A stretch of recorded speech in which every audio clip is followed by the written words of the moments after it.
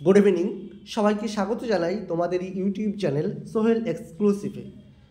তোমরা হয়তো অবগত রয়েছো, গতকাল মাদ্রাসা সার্ভিস কমিশনের এসএলএসটি পরীক্ষার নির্ঘণ্ট প্রকাশিত হয়ে গিয়েছে। সেখানে ৩রা মার্চ 2024 তারিখে মাদ্রাসা সার্ভিস কমিশনের 9, 10, 11, 12-এর এসএলএসটি পরীক্ষা হবে।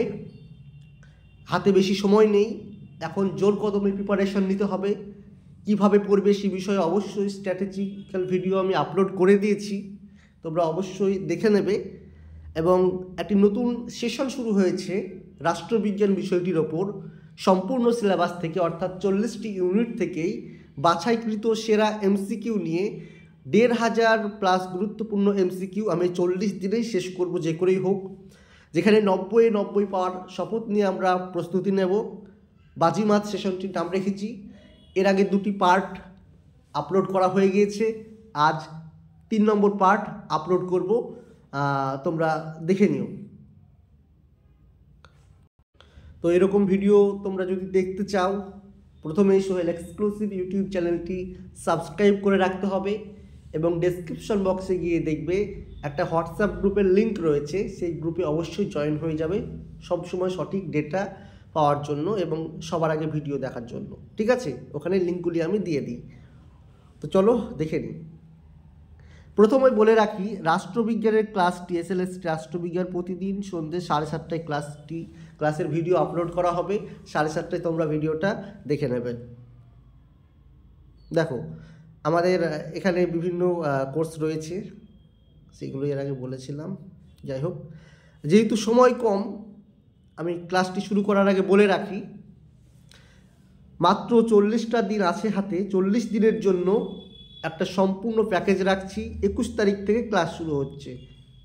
ঠিক আছে, 21 তারিখ থেকে ক্লাস শুরু হচ্ছে। প্রতিদিন ক্লাস হবে, এসএলএসটি রাষ্ট্রবিজ্ঞান বিষয়ের ওপর প্রতিদিন ক্লাস হবে এবং 21 দিনে 40টা ইউনিট কভার করা হবে। সেখান থেকে মক টেস্ট, ক্লাস টেস্ট এবং লাইভ ক্লাস নেওয়া হবে। তো তোমরা যারা ক্লাস করতে ইচ্ছুক, যাদের এখনও প্রিপারেশন সেভাবে নেওয়া হয়নি, তারা অবশ্যই খুব শীঘ্রই যোগাযোগ করবে। রবিবার থেকে ক্লাস শুরু হয়ে যাবে। ঠিক আছে, কন্ট্যাক্ট নম্বর রয়েছে এখানে, আমি আবারও দেখিয়ে দেব। আর যারা যারা শুধু ভাবছো আমাদের প্রস্তুতি প্রায় কমপ্লিট, মক টেস্ট দিতে চাইছো, তো তাদের জন্য আমাদের একটি কোর্স রয়েছে, মক টেস্ট কোর্স এবং ক্লাস টেস্ট কোর্স। যারা এই মক টেস্ট দিতে চাও, হ্যাঁ, এই 40 দিনে, তো তারা অবশ্যই যোগাযোগ করবে। ডেসক্রিপশন বক্সে নাম্বার রয়েছে, হোয়াটসঅ্যাপ নাম্বার রয়েছে, তোমরা অবশ্যই যোগাযোগ করে নেবে। আমি নাম্বারটা একবার বলে দিই। দেখো এখানে, 1 মিনিট, দেখো এখানে নাম্বারটা রয়েছে 7679955216, 7679955216। এই নম্বরে তোমরা অবশ্যই যোগাযোগ করে নেবে, অথবা তোমরা যোগাযোগ করতে পারো 8348781653 এই নম্বরে। চলো এবার মূল ক্লাসে যাওয়া যাক। প্রথম প্রশ্ন রয়েছে, সংবিধান অনুযায়ী মন্ত্রিপরিষদের সদস্যগণ এর ইচ্ছা অনুযায়ী তাদের পদে অধিষ্ঠ থাকেন। কার ইচ্ছা অনুযায়ী? এখানে অপশান একটু গণ্ডগোল হয়ে গেছে। ঠিক আছে, এখানে অপশান এ হবে লোকসভার অধ্যক্ষ, অপশান বি রাষ্ট্রপতি, অপশান সি এখানে চলে এসছে, এটা টাইপিং মিস্টেক হয়ে গেছে, এটাতে হবে প্রধানমন্ত্রী আছে, আর অপশান ডি হবে সংসদ বা পার্লামেন্ট। এই প্রশ্নটির সঠিক উত্তর হয়ে যাবে অপশান সি বা গ, প্রধানমন্ত্রী। ঠিক আছে, একটু কারেকশন করে নিও, এটা হবে পিএম। ঠিক আছে, পিএম হবে সঠিক উত্তর। 2 নম্বর প্রশ্ন রয়েছে, আমাদের সংসদীয় শাসন ব্যবস্থার ভিত্তি কী? অপশানে রয়েছে, দেখো, পুরুষদের ভোটাধিকার, আনুপাতিক প্রতিনিধিত্ব, পুরুষ, স্ত্রীলোক ও শিশুদের ভোটাধিকার। অপশান ডি এ রয়েছে সর্বজনীন প্রাপ্তবয়স্কের ভোটাধিকার। উত্তর হয়ে যাবে সর্বজনীন প্রাপ্তবয়স্কের ভোটাধিকার। ঠিক আছে, এ প্রসঙ্গে বলে রাখি, আগে ভোটদানের বয়স আমরা জানি এখন কত, 18 বছর। পূর্বে ভারতে ভোটদানের বয়স ছিল কত বছর? 21 বছর। এই 21 বছর থেকে 18 বছরে উন্নীত হয় 61তম সংবিধান সংশোধনের মাধ্যমে। মাথায় রাখবে, নোট করে নাও, 61তম সংবিধান সংশোধনের মাধ্যমে এটি হয়। কত সালে? এটি হয় 1989 1989 সালে। ঠিক আছে, কার আমলে? রাজীব গান্ধীর আমলে, মাথায় রাখবে। নেক্সট, নির্বাচন সংস্কার সম্পর্কে আইন কমিশনের সুপারিশ অনুযায়ী লোকসভার বর্ণিত আসনগুলি যে পদ্ধতিতে পূর্ণ করা উচিত তা হলো, অপশানে রয়েছে প্রত্যক্ষ নির্বাচন, পরোক্ষ নির্বাচন, আনুপাতিক প্রতিনিধিত্ব, রাষ্ট্রপতির মনোনয়ন। এই প্রশ্নটির উত্তর হয়ে যাবে অপশান গ। ঠিক আছে, আনুপাতিক প্রতিনিধিত্ব। নেক্সট, ভারতে আছে অপশান এ সংসদীয় ধাঁচের সরকার, রাষ্ট্রপতি পরিচালিত সরকার, আংশিক সংসদীয় এবং আংশিক রাষ্ট্রপতি পরিচালিত সরকার। অপশান ডি ওপরের কোনোটিই নয়। এই প্রশ্নটির সঠিক উত্তর হয়ে যাবে কি? অপশান এ বা ক, সংসদীয় ধাঁচের সরকার। নেক্সট, ভারতের সংবিধান কোন তারিখে ঘোষণা করা হয়? অপশান এতে আছে 26শে জানুয়ারি 1952, অপশান বিতে রয়েছে 26শে জানুয়ারি 1953, অপশান সিতে রয়েছে 26শে জানুয়ারি 1951, ঘ নম্বরে রয়েছে দেখো 26শে জানুয়ারি 1950। এখানে প্রশ্নটা কি বলছে? কোন তারিখে ঘোষণা করা হয়? ঠিক আছে, মানে লাগু করা হয় বা চালু করা হয়। উত্তর হয়ে যাবে অপশান ডি বা ঘ, 1950 সালে। ঠিক আছে, 26শে জানুয়ারি 1950 সালে। এবং এই 26শে জানুয়ারি পালিত হয় কি? প্রজাতন্ত্র দিবস, প্রজাতন্ত্র দিবস বা রিপাবলিক ডে। নেক্সট, ভারতীয় সংবিধানের কোন ধারায় যে কোনো ধরনের অস্পৃশ্যতাকে অসাংবিধানিক হিসাবে ঘোষণা করা হয়েছে? অসাংবিধানিক হিসেবে ঘোষণা করা হয়েছে অস্পৃশ্যতাকে কত নম্বর ধারায়? অপশানে রয়েছে 44, 14, 45, 17। এটা অবশ্যই সবাই জানো, আনটাচেবিলিটি 17 নম্বর ধারা। ঠিক আছে, 17 নম্বর ধারা। এটা কোথায় আছে? এটা রয়েছে পার্ট 3-তে, ভারতীয় সংবিধানের পার্ট 3-তে রয়েছে ফান্ডামেন্টাল রাইটস, এবং ফান্ডামেন্টাল রাইটসেরই একটি ধারা হচ্ছে কি? এই 17 নম্বর ধারা, যেখানে আনটাচেবিলিটির কথা উল্লেখ করা রয়েছে। এটা হচ্ছে সাম্যের অধিকারের মধ্যে পড়ছে। ঠিক আছে, নেক্সট 7 নম্বর, ভারতের সংবিধানের রাষ্ট্র পরিচালনার নির্দেশাত্মক নীতি বা ডিপিএসপি অন্তর্ভুক্ত করার মুখ্য উদ্দেশ্য হল, অপশান এতে রয়েছে উন্নয়নের সর্বশ্রেষ্ঠ সুযোগ প্রদান করা, সরকারের স্বৈরাচারিতা প্রতিহত করা, ধর্মনিরপেক্ষ রাষ্ট্র ব্যবস্থা প্রতিষ্ঠা করা। অপশান ডিতে, সরি একটু প্রবলেম হয়ে গিয়েছিল, 7 নম্বর প্রশ্নটা আমি আবারও বলছি। ভারতের সংবিধানের রাষ্ট্র পরিচালনার নির্দেশাত্মক নীতি অন্তর্ভুক্ত হয়েছে বা অন্তর্ভুক্ত করার মুখ্য উদ্দেশ্য হলো, এটার উত্তর হয়ে যাবে অপশান ঘ, কল্যাণকর রাষ্ট্র প্রতিষ্ঠা করা। ঠিক আছে, ওয়েলফেয়ার স্টেট স্টাবলিশ করা। নেক্সট, ভারতীয় সংবিধানের একটি পাওয়ার আছে বা ক্ষমতা, যেটাকে বলা হচ্ছে রেসিডিউয়ারি পাওয়ার বা অবশিষ্ট ক্ষমতা। সেই অবশিষ্ট ক্ষমতা ন্যস্ত করা হয়েছে অপশানে রাজ্যগুলিকে, কেন্দ্র সরকারকে, রাজ্য কেন্দ্র সরকার উভয়ে যুগ্মভাবে, কোনোটি নয়। উত্তর হয়ে যাবে খ, কেন্দ্রীয় সরকার বা পার্লামেন্টকে। ঠিক আছে, 248 নম্বর ধারা,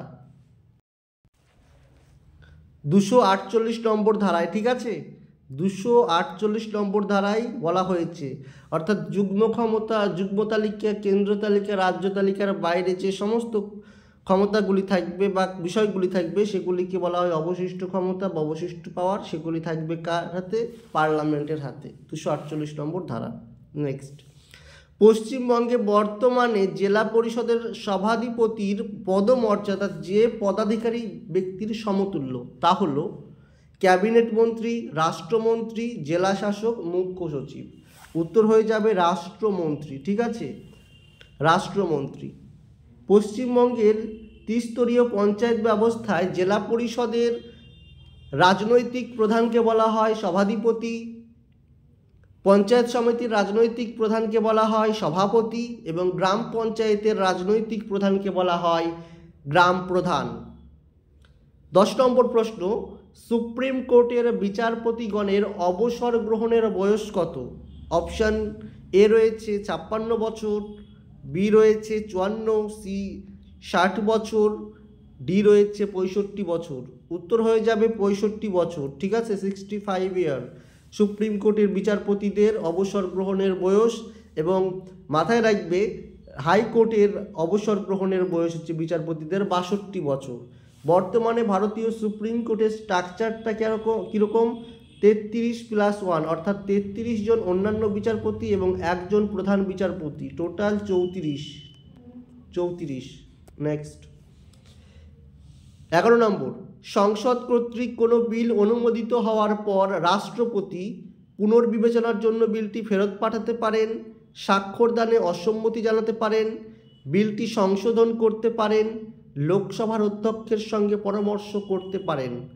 উত্তর হয়ে যাবে এটার অপশান ক, পুনর্বিবেচনার জন্য বিলটি ফেরত পাঠাতে পারেন। নেক্সট, সর্বাধিক কত সময়ের মধ্যে সংসদের অধিবেশন নাও বসতে পারে? 1 বছর, 2 বছর, 3 মাস, 6 মাস। কত হবে উত্তর? 6 মাস। ওকে, এই পার্লামেন্টের যখন অধিবেশন বন্ধ থাকবে সেই সময় যদি কোনো জরুরি আইনের প্রয়োজন হয় তখন রাষ্ট্রপতি অধ্যাদেশ জারি করতে পারবে বা অর্ডিন্যান্স জারি করতে পারবে। ঠিক আছে, কে পারবে? রাষ্ট্রপতি। জরুরি আইন বা অর্ডিন্যান্স বা অধ্যাদেশ কত নম্বর ধারায়? 123 নম্বর ধারা অনুসারে। গণপরিষদের সভাপতি কে ছিলেন? অপশন ক, সর্দার বল্লভভাই প্যাটেল, মৌলানা আবুল কালাম আজাদ, জওহরলাল নেহেরু, ডক্টর রাজেন্দ্র প্রসাদ। উত্তর হয়ে যাবে ডক্টর রাজেন্দ্র প্রসাদ ছিলেন। ঠিক আছে, গণপরিষদের সভাপতি। 9 ডিসেম্বর 1946 দিল্লির কনস্টিটিউশন হলে প্রথম গণপরিষদের সভা বসে। এই অধিবেশনের গণপরিষদের সবথেকে সর্বকনিষ্ঠ সদস্য সবথেকে বড় সদস্য কে ছিল? ডক্টর সচ্চিদানন্দ সিনহা। তিনি সভাপতিত্ব পদ গ্রহণ করেন এবং তিনি অস্থায়ী সভাপতি। এবং রাজেন্দ্র প্রসাদকে এই যে প্রথম যে অধিবেশন সেখানে ডক্টর রাজেন্দ্র প্রসাদ সভাপতি হিসাবে নির্বাচিত হন এবং দ্বিতীয় অধিবেশনে অর্থাৎ 13 ডিসেম্বর তিনি দ্বিতীয় দিনে সভাপতির দায়িত্ব পালন করেন। নেক্সট, ভারতের রাষ্ট্রপতি কোন ব্যক্তির কাছে নিজ হাতে লেখা পদত্যাগপত্র প্রেরণ করতে পারেন? প্রধানমন্ত্রী, উপরাষ্ট্রপতি, প্রধান বিচারপতি, লোকসভার স্পিকার। উত্তর হয়ে যাবে এটা বলছে রাষ্ট্রপতি কার কাছে পদত্যাগপত্র দেবে, তাই তো? তো রাষ্ট্রপতি সবসময় মনে রাখবে ভিপিকে দেবে, অর্থাৎ উপরাষ্ট্রপতিকে, ভাইস প্রেসিডেন্টকে দেবে। ঠিক আছে, পদত্যাগপত্র। এবং উপরাষ্ট্রপতি কাকে পদত্যাগপত্র জমা দেবেন? তিনি দেবেন রাষ্ট্রপতিকে তিনি দেবেন রাষ্ট্রপতিকে। নেক্সট, লোকসভায় প্রতিনিধি নির্বাচিত হতে গেলে একজন ভারতীয় নাগরিককে বয়স হতে হবে ন্যূনতম কত বছর? 18, 20, 21, 25। উত্তর হয়ে যাবে 25 বছর। লোকসভা নির্বাচন অর্থাৎ এমপি এমএলএ যদি হতে চাই, এমপি এমএলএ হতে গেলে 25 বছর বয়স লাগবে। 21 বছর বয়স লাগবে কি করতে গেলে? পঞ্চায়েত কিংবা পৌরসভার সদস্য হতে গেলে। 18 বছর বয়স লাগবে কিসের? ভোটদানের। ঠিক আছে, মাথায় রাখবে সবগুলি। নেক্সট, রাষ্ট্রপতির ক্ষেত্রে 35 বছর বয়স, রাজ্যসভার সদস্যর ক্ষেত্রে 30 বছর বয়স। কোন অনুচ্ছেদ অনুযায়ী ভারতীয় সংবিধান সংশোধন করা যায়? 367, 368, 369, 70। উত্তর হয়ে যাবে 368 নম্বর ধারা অনুযায়ী এই সংবিধান সংশোধন করা যায়। এবং এটি একটা কেস হয়েছিল, কেশবানন্দ ভারতী মামলা। সেখানে সুপ্রিম কোর্ট বলে যে ভারতের সংবিধানের সব অংশটাই সংশোধনযোগ্য, এটা সংশোধন করা যাবে। ঠিক আছে, যে কোনো অংশ। এবং সেখানে আরও একটা কথা স্বীকার করে নেয় যে প্রস্তাবনা সংবিধানের একটি অবিচ্ছেদ্য অঙ্গ। ঠিক আছে, আচ্ছা। নেক্সট, জীবন ও স্বাধীনতার অধিকার সংবিধানের নিম্নলিখিত কোন অনুচ্ছেদের অন্তর্ভুক্ত? অনুচ্ছেদ 24, 19, 22, 21। উত্তর হয়ে যাবে অনুচ্ছেদ নম্বর 21, 21। নেক্সট, কোন তারিখে ভারতীয় সংবিধান গৃহীত হয়েছিল, অ্যাডাপ্ট করা হয়েছিল? 26শে নভেম্বর 1949, 15ই আগস্ট 1947, 26শে জানুয়ারি 1950, 1 জানুয়ারি 1952। উত্তর হয়ে যাবে 26শে নভেম্বর 1949 সালে। সেই দিনে কি পালন করা হয়? সংবিধান দিবস। ঠিক আছে, সংবিধান দিবস পালন করা হয়। আর গণপরিষদের লাস্ট অধিবেশন কবে হয়? এটাও মাথায় রাখবে, সর্বশেষ 24শে জানুয়ারি 1950 সালে। এবং এই দিনই আরও একটা ঘটনা ঘটেছিল, ভারতবর্ষের সুপ্রিম কোর্ট স্থাপিত হয়েছিল 24শে জানুয়ারি 1950 সালে। এটা মাথায় রাখবে। নেক্সট, ভারতীয় সংবিধান অনুসারে কি ধরনের নাগরিকত্ব প্রদান করা হয়? এটা সবাই জানো, উত্তর হয়ে যাবে এক নাগরিকত্ব বা একটি নাগরিকত্ব। ইউএসএতে দ্বিনাগরিকত্ব। ঠিক আছে, আর এই একক নাগরিকত্বের বা এক নাগরিকত্বের ধারণা নেওয়া হয় কোন দেশ থেকে? এক নাগরিকত্বের ধারণা নেওয়া হয় ইউকে থেকে, ইউনাইটেড কিংডম থেকে। নেক্সট, ভারতের জাতীয় পতাকার চূড়ান্ত রূপ দেন কোন শিল্পী? সরোজিনী নাইডু, আচার্য কেফালিনি, পিঙ্গলি ভেঙ্কাইয়া, সর্দার বল্লভভাই প্যাটেল। উত্তর হয়ে যাবে অপশান সি, পিঙ্গলি ভেঙ্কাইয়া। তিনি চূড়ান্ত রূপ দেয় ভারতীয় পতাকার নকশার। ঠিক আছে, এবং আর একটা মাথায় রাখবে যে প্রথম 1904 সালে এই নকশা, ভারতীয় পতাকা নকশা প্রথম তৈরি করেন কে? স্বামী বিবেকানন্দের অনুগত শিষ্যা ভগিনী নিবেদিতা। ঠিক আছে। নেক্সট, ভারতীয় সংবিধান অনুসারে কে বা কারা চূড়ান্ত সার্বভৌম ক্ষমতার অধিকারী? অপশান এ আইনসভার সকল নির্বাচিত সদস্য, ভারতের প্রধানমন্ত্রী, ভারতের রাষ্ট্রপতি, ভারতের সকল নাগরিক। এই প্রশ্নটির উত্তর হোমওয়ার্ক অবশ্যই কমেন্ট করে জানানো বাধ্যতামূলক, সবাই জানাবে। ঠিক আছে, আর ভিডিওটা ভালো লাগলে লাইক করে দেবে, কমেন্ট করে জানাও তোমার কি সমস্যা আছে। আর ফোন নম্বর তো দেওয়াই থাকছে ডেসক্রিপশন বক্সে, যখন খুশি ফোন করে যদি কোনো ডাউট থাকে, কোনো জিজ্ঞাসা প্রশ্ন থাকে করতে পারো। ঠিক আছে, আজকের মতো টাটা, দেখা হবে আবার কাল ঠিক সন্ধ্যে 4:30টায়।